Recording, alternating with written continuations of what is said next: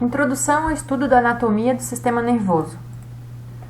O sistema nervoso é um conjunto de órgãos que integram os demais sistemas orgânicos, relacionando o organismo com o meio externo e controlando as funções viscerais. Eles são responsáveis por receber informações. Essas informações elas são caracterizadas por estímulos que vêm dos meios externos, ou seja, do ambiente em que estamos, e do meio interno, do nosso organismo, que podem ser conscientes ou não. Essas informações elas são recebidas pelos órgãos do sistema nervoso, são transmitidas neste sistema, elaboradas, o que pode ser entendido como interpretadas, e armazenadas sob a forma de memória. Junto com as glândulas endócrinas, o sistema nervoso ele é chamado de sistema neuroendócrino e tem importantes funções de regulação.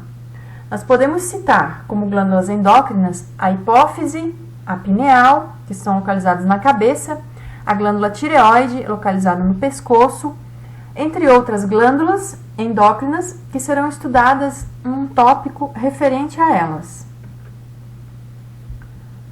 Existem dois tipos de células que constituem o tecido nervoso: os neurônios, células nervosas, e a neuróglia, ou células da glia. Os neurônios, eles têm importantes funções relacionadas às suas propriedades, que são duas: a excitabilidade, ou seja, a capacidade de responder a um estímulo nervoso, também chamada de irritabilidade, e a condutibilidade, que é a capacidade de conduzir um impulso nervoso. O neurônio, ele possui as seguintes partes: o corpo celular, também chamado de soma, que é o centro metabólico do neurônio, dois prolongamentos, que são chamados de dendritos, partindo do corpo, e também partindo do corpo, nós temos um axônio, que pode ser bastante longo, chegando a 1 metro de comprimento no nosso corpo. O axônio, ele pode estar revestido por bainha de mielina, que é um outro componente do neurônio. A bainha de mielina é um envoltório dos axônios. E a bainha de mielina, ela provê ao neurônio, a essa parte do neurônio, uma coloração esbranquiçada. Os axônios, quando eles estão paralelos uns aos outros, dispostos um ao lado do outro, nós temos a formação do que nós conhecemos como feixes de fibras nervosas, que são, na verdade, um conjunto de axônios dispostos em paralelo. Feixes de fibras, ou também chamados de neurofibras. Os neurônios, eles se comunicam por meio de sinapses. Sinapses são o meio de comunicação entre um neurônio e outro. Aqui nós temos ilustrado a comunicação entre dendritos e terminações nervosas dos axônios. Essas sinapses, elas podem ser elétricas ou químicas e serão vistas também em conteúdo apropriado. Os neurônios, eles podem ser classificados quanto ao número de prolongamentos. Então, no primeiro exemplo, nós temos um neurônio que é unipolar. São neurônios funcionalmente motores. Esses neurônios unipolares, eles estão presentes em invertebrados e os restantes em vertebrados. Entre os neurônios presentes nos vertebrados, nós temos os neurônios bipolares, que, como nós vemos, tem dois prolongamentos emergindo do corpo celular. Esses neurônios bipolares, eles são funcionalmente sensitivos e eles estão presentes na mucosa olfatória e na retina, então são pouco frequentes. Os neurônios pseudo-unipolares, eles têm um prolongamento pequeno que logo se bifurca em dois prolongamentos. Então, eles são pseudo-unipolares, porque eles são falsamente unipolares. E esses neurônios pseudo-unipolares, eles estão presentes nos gânglios sensitivos da raiz dorsal, que vai formar um nervo espinal. E esses pseudo-unipolares, esses neurônios, eles são funcionalmente sensitivos. Bom, eles estão presentes nos gânglios sensitivos, que vão formar um nervo espinal. Nós veremos com mais calma esse tópico dos nervos espinais. E também nós temos os neurônios multipolares, que, como nós percebemos, eles têm vários polos que estariam se referindo aos prolongamentos. Então, aqui nós temos um prolongamento que é o axônio, e aí nós temos também vários dendritos. Então, como se fosse multiprolongamentos, multipolares. E são neurônios funcionalmente relacionados, são neurônios funcionalmente motores e de associação. Nesse sentido, a gente identifica os neurônios quanto à sua função. Eles podem ser sensitivos, chamados também de aferentes, motores ou eferentes e de associação. Nós temos neurônios aferentes quando os impulsos eles partem da periferia e alcançam o nosso sistema nervoso central. Aqui nós temos o nosso encéfalo e aqui nós temos a nossa medula espinal, que nós já vamos identificar novamente. Bom, voltando às funções dos neurônios, nós temos aqueles que são sensitivos, ou seja, transmitem informações da periferia. Aqui nós temos uma ilustração da pele. Aqui nós temos uma ilustração do estômago. Então, periferia, neste caso, quer dizer que está fora do sistema nervoso central. Então, uma informação sensitiva da pele, ela é conduzida para dentro do nosso sistema nervoso e essa informação, ela é analisada, ela é elaborada, ela é armazenada. Então, nós sentimos na superfície da nossa pele sensações de tato, dor, pressão, variações de temperatura, que são compreendidas no nosso sistema nervoso central como sendo um estímulo doloroso, um estímulo com variações de calor, com variações de pressão. Ou seja, esses estímulos aferentes, novamente, partem do meio da periferia, aliás, e alcançam o sistema nervoso, como, por exemplo, a superfície da pele. Como, por exemplo, também,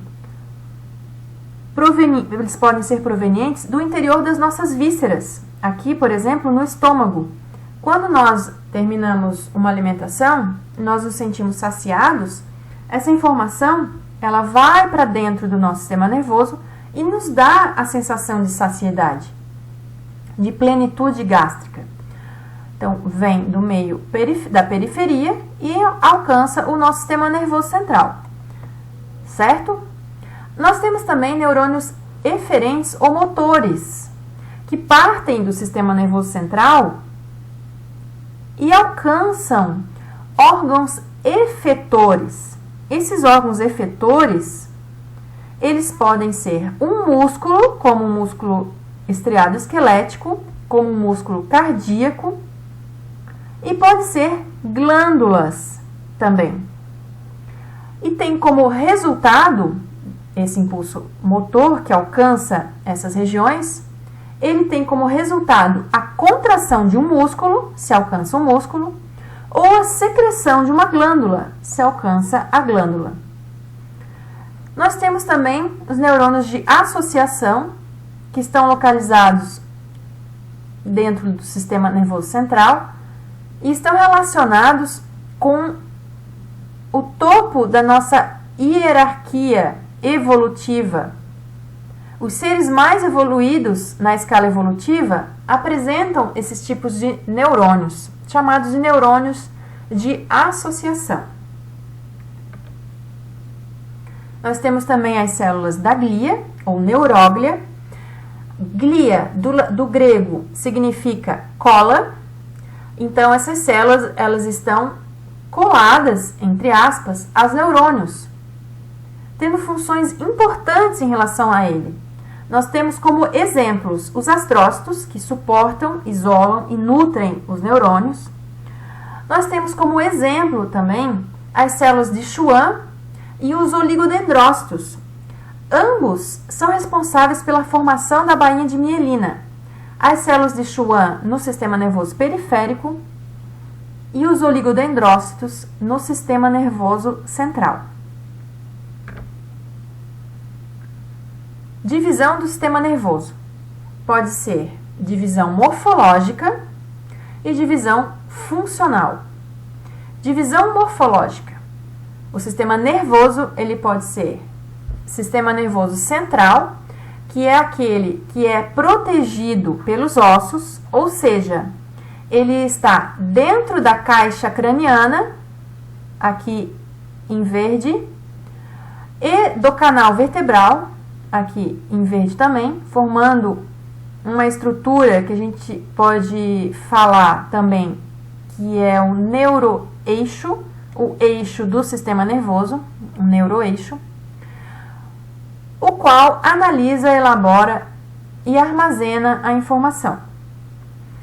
E morfologicamente, o sistema nervoso ele também pode ser dividido em sistema nervoso periférico, que é aquele representado na figura pela cor lilás.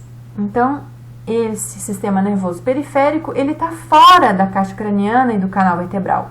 Ele não está protegido pelos ossos do crânio e ele não está protegido pelas vértebras. E interliga o sistema nervoso central a outras regiões.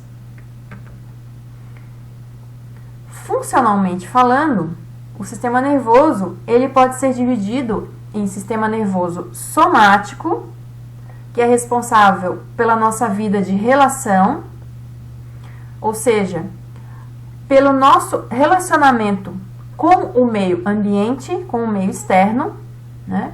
E aqui nós temos o exemplo do neurônio relacionando-se ao músculo estriado esquelético. E nós temos também o sistema nervoso visceral. Então, o próprio nome indica a relação que esses dois sistemas eles possuem. O sistema nervoso somático vem de soma, de corpo. Então, a relação do nosso corpo com o ambiente externo. E visceral vem de vísceras, a relação das nossas vísceras, equilibrando o nosso funcionamento no organismo internamente. E a gente também pode compreender que o sistema nervoso visceral, ele mantém a função, o equilíbrio das nossas vísceras. Ou seja, mantém o que a gente chama de homeostase. O sistema nervoso central, que é aquele que está protegido pela caixa craniana e pelo canal vertebral, ele é dividido em encéfalo, que é o que está dentro da caixa craniana, e medula espinal, que é o que está dentro do canal vertebral. Em um corte transversal da medula espinal, ampliado nessa caixa, a gente consegue visualizar a medula, né? Essa região cilíndrica que tem, parece um H mais escuro dentro dela, que a gente chama de H medular, já vamos ver por quê. A gente consegue ver a medula espinal no corte transversal e a gente consegue ver anteriormente a ela o corpo da vértebra e posteriormente a ela o arco da vértebra, ou seja, ela está contida dentro do espaço da vértebra que é chamado de canal vertebral e sendo então protegida pelos ossos das vértebras. O encéfalo, ele ainda é dividido em cérebro, tronco encefálico e cerebelo.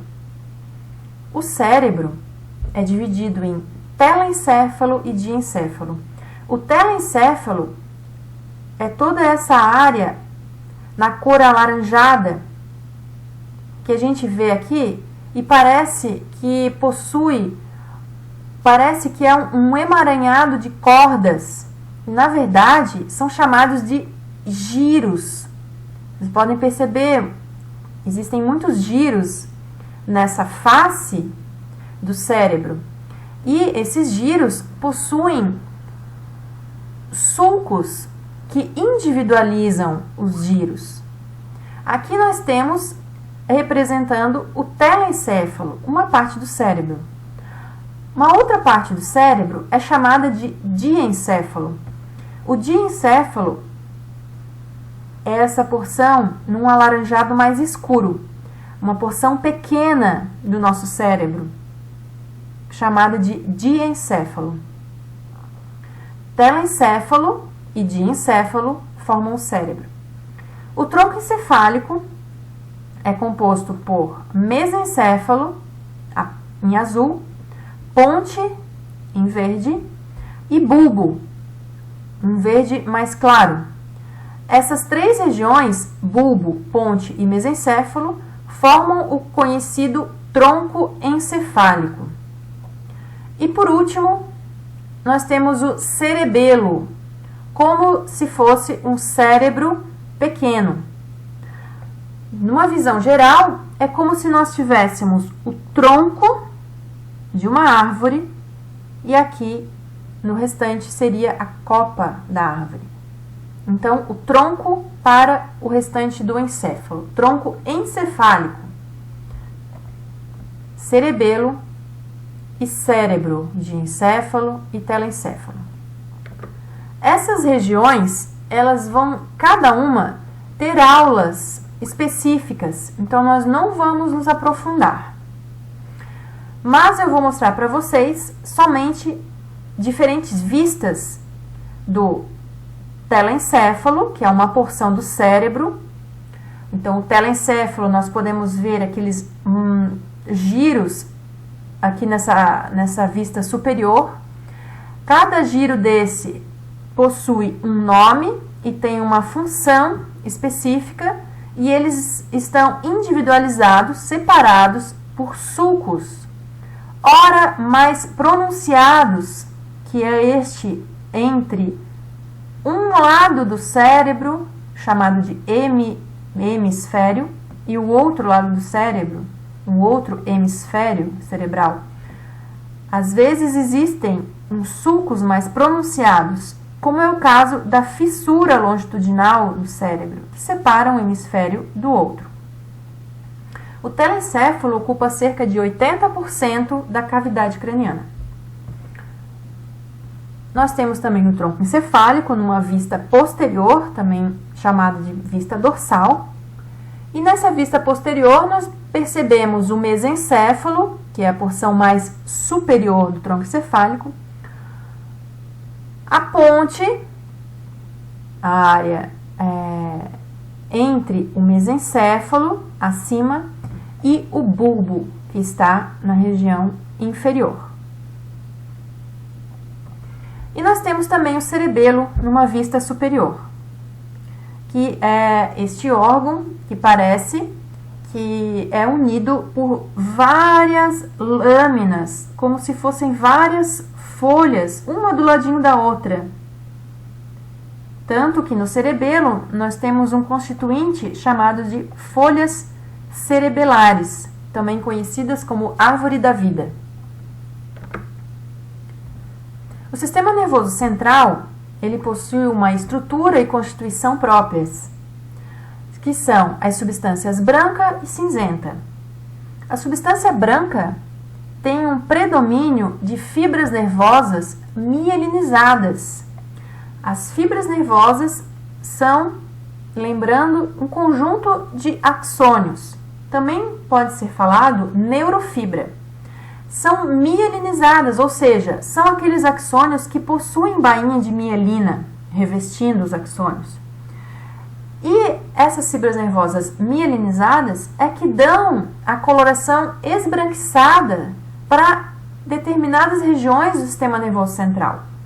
Por exemplo, corpo caloso, que nós vamos ver em outra aula, os funículos da medula espinal.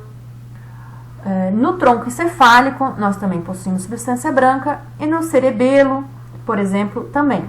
Ou seja, existe substância branca em todo o sistema nervoso central, em diferentes regiões. Assim como a substância cinzenta.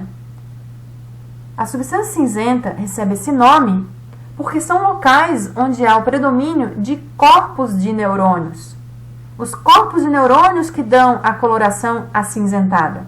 Os corpos de neurônios que são aqueles que são o centro metabólico dos neurônios. E esses corpos de neurônios, em predominância, podem ser encontrados no cérebro e cerebelo, onde nós temos a formação dos córtices cerebrais e cerebelares.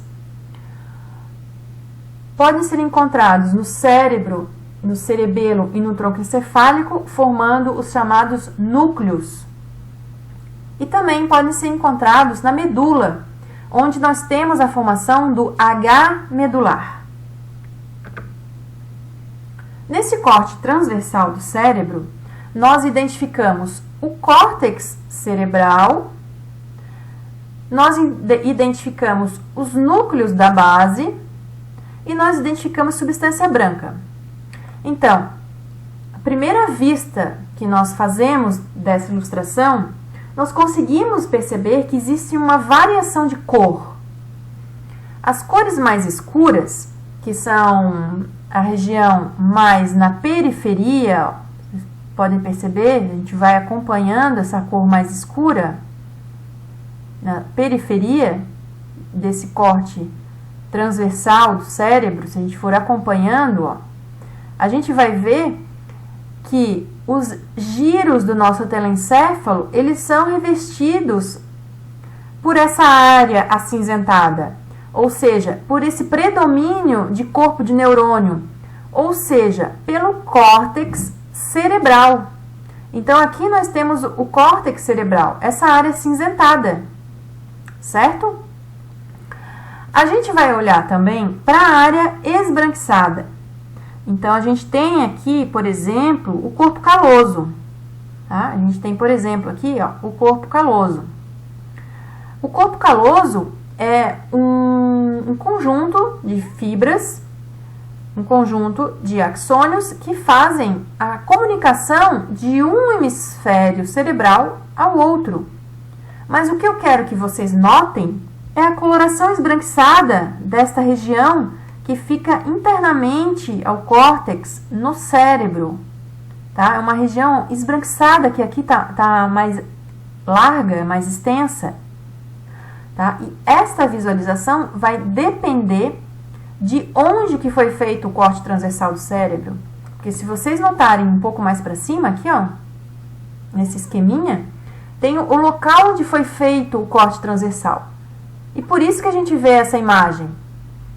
Se esse corte fosse feito mais aqui acima ou mais aqui abaixo, nós teríamos uma outra imagem. Mas nós teríamos o córtex, nós teríamos a substância branca, e também, dependendo onde foi realizado esse corte, nós poderíamos ver ou não os chamados núcleos da base, que nós vemos nessa imagem. O que seriam, então, os núcleos da base? Os núcleos da base, eles são áreas de substância cinzenta mergulhadas na substância branca. Então, os núcleos da base são corpos de neurônios que estão mergulhados na substância branca do cérebro. São chamados de núcleos. Como estão no cérebro, se chamam núcleos da base. No cerebelo, nós vamos ver a seguir, existe também uma formação semelhante, só que a gente chama de núcleos centrais. Aqui está núcleos do cerebelo, são chamados de núcleos centrais.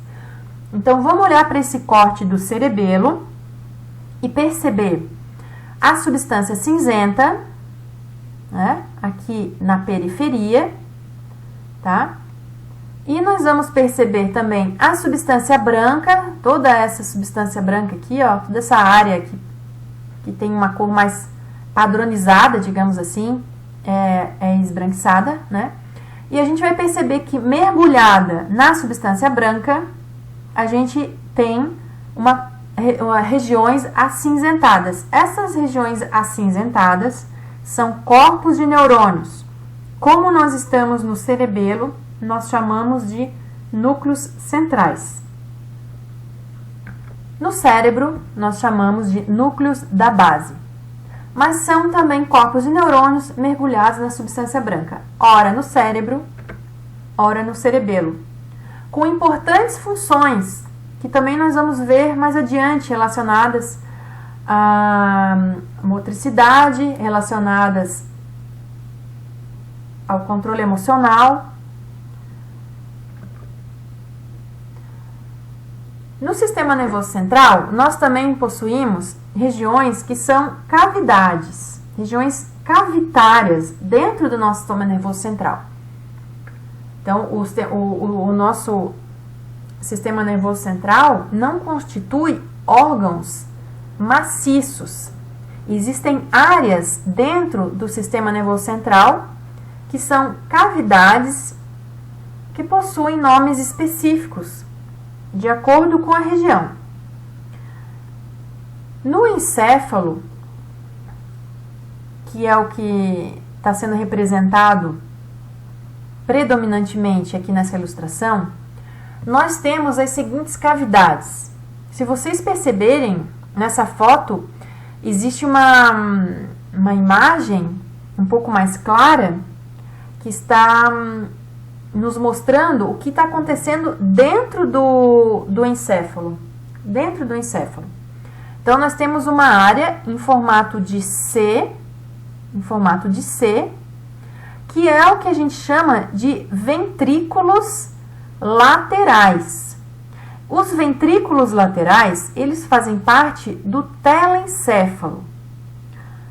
Eles estão no plural porque nós temos 2 hemisférios cerebrais. Então, é como se nós tivéssemos o ventrículo lateral 1 e 2, mas nós não chamamos de ventrículo 1 e ventrículo 2 laterais. Nós chamamos de ventrículos laterais. E eles fazem parte do telencéfalo. E são essa área em formato de C, que a gente vê aqui, apresentando em algumas porções prolongamentos. Nós temos também o terceiro ventrículo. O terceiro ventrículo, ele é uma cavidade que está presente no diencéfalo.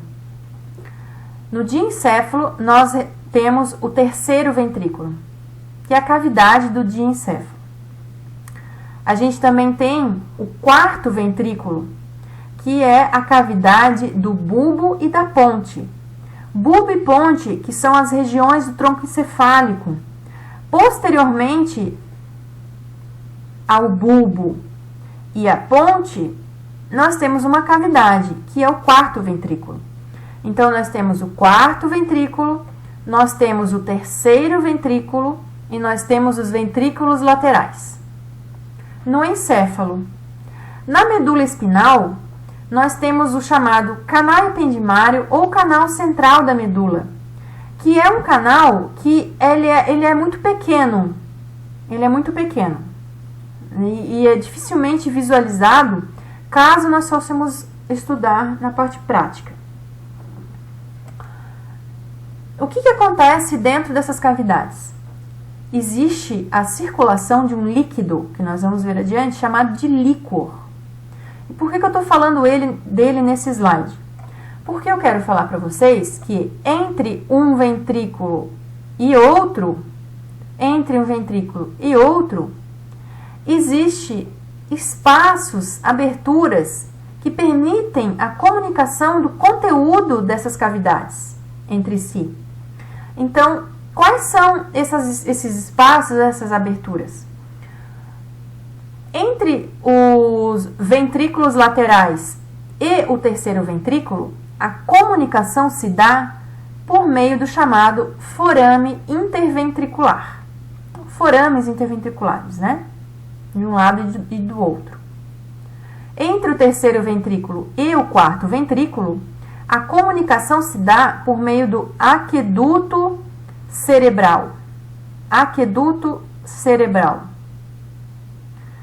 E entre o quarto ventrículo e um espaço que é do canal central da medula e também o espaço subaracnoide, também nós vamos ver a seguir, a comunicação se dá por meio de aberturas laterais e mediana, que são as aberturas chamadas pelo nome das pessoas que descobriram, né?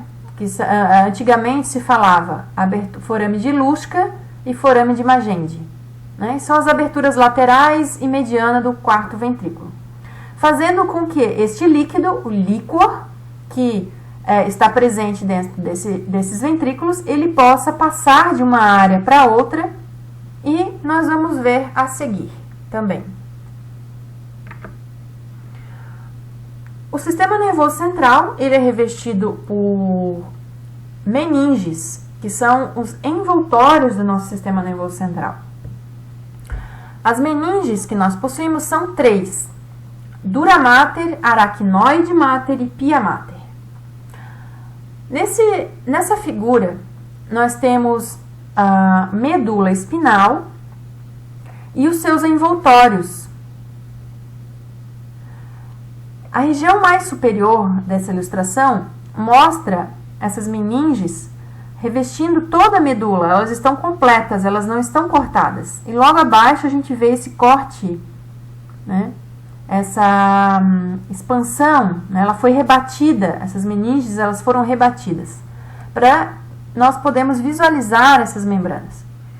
Então, a dura mater é a membrana mais externa e resistente entre as 3 meninges. Aqui ela está rebatida e a gente consegue ver como ela é bastante fibrosa. A aracnoide mater é a membrana do meio, e a aracnoide, conforme o nome remete, parece uma teia de aranha. Ela é bem clarinha. Enquanto, e a gente consegue visualizar essa membrana aqui em cima, ó, também, a aracnoide. Tá? Vê que ela é a membrana que está no meio, entre a dura mater e a pia mater, que é a mais interna de todas. A pia mater é a mais interna de todas. E essas duas, aracnoide e pia mater, elas são bastante finas e delicadas. A pia mater, ela penetra nos sulcos do sistema nervoso central, tá? Então, onde a gente viu, aqui nós estamos vendo a medula. Onde a gente viu anteriormente os giros e sulco do telencéfalo, a gente tem pia mater recobrindo esses giros e entrando na região dos sulcos também. E essas meninges, elas deixam espaços entre si. Nessa figura, nós temos a vértebra, aqui o corpo da vértebra, aqui o arco da vértebra, os processos transversos, o processo espinal. Nós temos o canal vertebral, e dentro do canal vertebral nós temos o quê? Mais internamente, a medula espinal, que é protegida justamente pelos ossos das vértebras. Parcialmente, porque a medula ela vai somente até a vértebra lombar número 2. O que mais que nós temos dentro do canal vertebral? As meninges e os espaços entre elas. E os conteúdos que existem nesses espaços. E a gente vai ver calmamente. Tá? Então, entre o osso e a dura mater, aqui nós temos a dura mater, ó, a dura mater, que é a membrana mais externa e resistente entre essas 3 meninges. Tá? Entre a dura mater e o osso, nós temos um espaço que é chamado de espaço extradural. ou epidural. Tá? Então, o espaço extradural está fora da dura mater. Nesse espaço, nós encontramos vasos sanguíneos e tecido adiposo, predominantemente, certo? Vasos sanguíneos e tecido adiposo. Entre a dura mater e a aracnoide, que está aqui, ó, essa aqui mais interna e já começando a ficar fina, entre esta meninge, que é a aracnoide, e a dura mater, nós temos um espaço pequeno, a gente chama de, é um espaço virtual. Nesse espaço, que é bastante pequeno, a gente possui líquor, ou chamado líquido céfalo-raquidiano, já vamos ver também. E o líquor que existe nesse espaço aqui, ele serve somente para impedir que as duas membranas, a aracnoide e a dura mater, elas colabem, ou seja, elas colem, elas fiquem tão unidas a ponto de não permitir um deslizamento. Então, há necessidade desse líquido somente para impedir que essas duas membranas elas colabem. E esse espaço, ele é chamado de espaço subdural, como se estivesse abaixo da dura mater. Seguindo internamente, depois da aracnoide, a aracnoide que possui uns ligamentos com a pia mater, que a gente consegue ver aqui, ó. Tá? Então, isso aqui é a aracnoide. E aqui, bem pertinho da medula, ou seja, aderido ao tecido nervoso, nós temos a pia mater, tá? Aderido ao tecido nervoso. E entre a pia mater e a aracnoide, nós possuímos o maior espaço entre as meninges, que é chamado de espaço subaracnoide, tá? É o espaço subaracnoide. Aqui existe a maior quantidade de líquor, E existem outras estruturas aqui nesse espaço subaracnoide também, tá? Como, por exemplo, os filamentos radiculares, que vão formar as raízes nervosas para posteriormente formar o nervo espinal. Tá? Então, nós temos três espaços: o extradural ou epidural, entre a dura mater e o osso; o subdural, entre a dura mater e a aracnoide; e o subaracnoide, entre a aracnoide e a pia mater. Então, imagine aqui a grande quantidade de líquor no espaço subaracnoide, empurrando a aracnoide contra a dura mater. Por isso que essa aracnoide aqui e a dura mater possuem um espaço pequeno, porque o líquor empurra essa meninge contra a dura mater. O líquor, que já foi falado em 2 slides anteriores, é um líquido incolor que tem importante função na proteção do sistema nervoso central. Ele é produzido pelos plexos corioides. Os plexos corioides, eles são formados pela invaginação da pia mater para dentro dos ventrículos. E eles, junto com a pia mater, eles são formados também pelas células ependimárias, que são células da glia também. Então, os plexos corioides, de forma mais simplificada, eles são formados pela invaginação da pia mater para dentro, obviamente, está invaginando, né? Então, é um dobramento, uma dobra da pia mater para dentro dos ventrículos. E são os plexos corioides, que estão representados aqui em vermelho, porque eles possuem vasos sanguíneos. São os plexos corioides que produzem o líquor. São os plexos corioides que produzem o líquor. O líquor, então, ele é produzido pelos plexos corioides que estão dentro dos ventrículos encefálicos. Aqui nós temos o ventrículo lateral, aquele formato de C, né? Nós temos também o terceiro ventrículo. E nós temos também o quarto ventrículo. Então, o líquor é produzido dentro dos ventrículos e circula entre um ventrículo e outro até alcançar, por meio das aberturas mediana e laterais do quarto ventrículo, até alcançar o canal da medula e o espaço subaracnoide, que está aqui representado nesse espaço escuro. O espaço subaracnoide está aqui, certo? O líquor que está circulando, então, dentro desse espaço subaracnoide, ele vai cair dentro de um local chamado de seios da dura mater.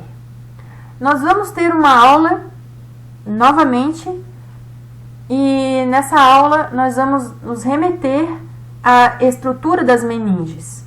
E eu vou explicar melhor para vocês o que significa, o que são os seios da dura mater. Antecipadamente, eu posso dizer que os seios da dura mater são como se fossem veias por onde circula sangue. Ou seja, se o líquor produzido dentro dos ventrículos encefálicos, por meio dos plexos corioides, alcança os seios da dura mater, e esses seios da dura mater funcionam como veias, o que circula dentro dos seios da dura mater vai adentrar no sistema venoso, o que nos leva a concluir que o líquor ele vai se juntar com o sangue e se mistura ao plasma sanguíneo, certo? Então, imaginem toda essa estrutura aqui do neuroeixo, né, onde nós temos o encéfalo e a medula espinal, sendo protegida por líquido. Então, o líquor, ele protege o sistema nervoso central e deixa também o sistema nervoso central, obviamente, imerso num fluido, deixando-o também mais leve. O sistema nervoso periférico, ele é composto por nervos. Nós conseguimos ver os nervos nessa ilustração em amarelo, aqui, né? E também nessas estruturas coloridas, que estão representando os nervos. Nós temos terminações nervosas e nós temos gânglios. Então, são os três componentes do sistema nervoso periférico: nervos, terminações nervosas e gânglios. Qual é o conceito de cada uma dessas estruturas? Os nervos, eles são cordões esbranquiçados de neurofibras que unem o sistema nervoso central a órgãos periféricos. Então, os nervos do sistema nervoso, eles podem ser nervos cranianos e podem ser nervos espinais, que a gente consegue ver representado nessa cor aqui que a gente viu lá no início da aula. Voltando para o slide anterior, nós temos os nervos que podem ser cranianos, porque tem relação com a cabeça, né? 10 pares de nervos cranianos, eles se originam do tronco encefálico e os outros 2 se originam de células da retina e da mucosa olfatória. Os nervos cranianos, funcionalmente, eles podem ser motores, sensitivos ou mistos. Nós temos também os nervos espinais. Os nervos espinais, como o próprio nome diz, eles estão relacionados com a medula espinal. E eles são, os nervos espinais, todos mistos. Todos mistos. Não existe nervo espinal funcionalmente motor. Não existe nervo espinal funcionalmente sensitivo. Todos eles são funcionalmente mistos. e nós temos 31 pares de nervos espinais, distribuídos nas colunas cervical, nas porções da medula cervical, torácica, lombar, sacral e coxígea. As terminações nervosas, elas estão situadas nas extremidades dos nervos e podem ser sensitivas, os receptores são aquelas que recebem os estímulos provenientes da periferia, e podem ser motoras ou efetuadoras, que são aquelas que vão alcançar um músculo ou a glândula, produzindo contração muscular ou secreção glandular. Um outro componente do sistema nervoso periférico são os gânglios. Os gânglios são agrupamentos de corpos de neurônios fora do sistema nervoso central. Se a gente olhar com cuidado, a gente vai ver que existe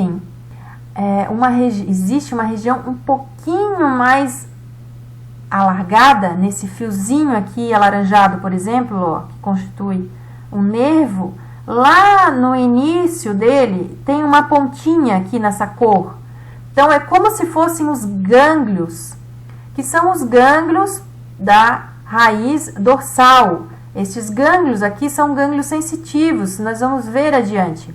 Se a gente olhar aqui nessa região, vamos ver do outro lado, nesse nervo aqui em azul, o nervo cervical, mais para dentro, a gente vai ver também uma área azul um pouquinho mais arredondada, um pouquinho maior. Então aqui está mostrando que existem esses gânglios. Esses gânglios eles vão existir na formação de todos os nervos espinais, tá? Então aqui é um exemplo de gânglio. É um exemplo de gânglio. O que é mesmo um gânglio? São agrupamentos de corpos de neurônios fora do sistema nervoso central. Então aqui nós temos os neurônios que a gente falou no início, que são os pseudonipolares, né? E eles estão fora do sistema nervoso central. Eles estão fora do neuroeixo. O neuroeixo que é a medula espinal e o encéfalo. Esses prolongamentos que a gente está vendo aqui, ó, está representando o sistema nervoso periférico e o corpo de neurônio está fora do sistema nervoso central. Então aqui a gente tem um gânglio, um exemplo de um gânglio. Existem outros distribuídos no nosso sistema nervoso, que nós vamos ver em outra aula. A seguir, eu vou apresentar algumas fotos de peças naturais extraídas do livro de fotos de cadáveres e de órgãos separados, órgãos avulsos, do livro do conhecido Yokoshi. Como se fosse uma visualização da aula prática. Então, nós temos aqui, nós podemos visualizar nessa figura o telencéfalo, que é essa porção cheia de giros, o diencéfalo, nessa área central. A gente consegue visualizar o tronco encefálico, o mesencéfalo, na porção mais superior, a ponte, tem uma região mais abaulada na frente, e o bulbo, região mais inferior do tronco encefálico. A gente consegue ver na sequência do neuroeixo a medula espinal. A gente consegue ver também o ventrículo lateral, que está nessa altura aqui. A gente não consegue ver a cavidade, porque existe um septo, uma parede, separando um ventrículo lateral do outro. Ele está nessa região. O terceiro ventrículo, que é a cavidade do diencéfalo, então, onde nós visualizarmos nessas figuras o diencéfalo como um todo, nós podemos imaginar também uma cavidade, que é a própria cavidade do diencéfalo, o terceiro ventrículo. Então, eu estou apontando aqui para o terceiro ventrículo. O quarto ventrículo, que está na região posterior da ponte e do bulbo, essa área losangular aqui é o quarto ventrículo. Ele está entre ponte, bulbo e cerebelo, que é outro órgão que nós conseguimos ver bem nessa foto. E nós também visualizamos o espaço subaracnoide, toda essa área aqui, esse espaço mais escuro na figura. Aqui nós temos o córtex cerebral, Nós temos os núcleos da base, que estão aqui, os núcleos da base, ó, os núcleos da base, toda essa área acinzentada, mergulhada na substância branca, toda essa área esbranquiçada aqui, ó, de substância branca, certo? Nós também temos os ventrículos laterais, visualizados aqui, os ventrículos laterais, né? E o terceiro ventrículo, Essa área avermelhada, nos ventrículos laterais, são os plexos corioides, Veja que um lado do hemisfério cerebral está conectado com o outro, por meio de uma estrutura que foi falada, mas que nós vamos ver novamente em outra aula, que é o corpo caloso, que está aqui, ó, corpo caloso, tá? E nós temos o corpo caloso aqui também. E este é um corte importante, né, para a gente conseguir identificar como que está a figura, é um corte transversal. Nós temos aqui a dura mater, né, e internamente nós podemos ver a aracnoide. Então percebe que a aracnoide, ela tem um aspecto de teia de aranha, e a gente consegue ver a aracnoide transparente e os giros do telencéfalo. Aqui uma outra visão da dura mater. Então a dura mater recobrindo aqui o nosso encéfalo, né? Se a gente fizesse um corte da dura mater, a gente ia alcançar os espaços subdural e subaracnoide, a gente ia alcançar também a aracnoide, até chegar na pia mater e nos giros do telencéfalo. Então, se a gente cortasse a dura mater, a gente ia conseguir ver também esta imagem, que é da própria dura mater aqui, ó. Então, a dura mater, ela penetra nos espaços que existem, no espaço, aliás, que existe, por exemplo, entre um hemisfério e outro. Lembra que entre um hemisfério e outro existe um grande sulco chamado de fissura longitudinal? Então, a dura mater está revestindo o encéfalo e quando ele encontra essa fissura, ela se projeta para dentro dessa fissura. Então, é só aqui para vocês visualizarem como que se dispõe a dura mater. Isso ocorre em outras áreas também, essas projeções da dura mater. Aqui a aracnoide, novamente, num aspecto bem claro, né? Ela é uma membrana bem fina, chamada de leptomeninge, porque ela é fina junto com a pia mater. E aqui nós visualizamos no número 20 o espaço subaracnoide, tá? O espaço subaracnoide, que é onde existe aqui essas formações vasculares aqui, ó, onde a gente tem essas formações vasculares e essas áreas aqui da aracnoide se ligando à pia mater, parece uma teia de aranha. E o espaço, então, entre a aracnoide e a pia mater, que é aquela membrana que fica bem aderida ao tecido nervoso, a gente não consegue visualizar essa membrana, né? A não ser que a gente estrague, né? Destrua esse tecido, tá? Porque ela está bem aderida ao tecido nervoso. Então, entre a aracnoide e a pia mater, a gente tem esse espaço aqui, que é o espaço subaracnoide. Essas são as referências bibliográficas Até ao próximo encontro. Muito obrigada pela atenção.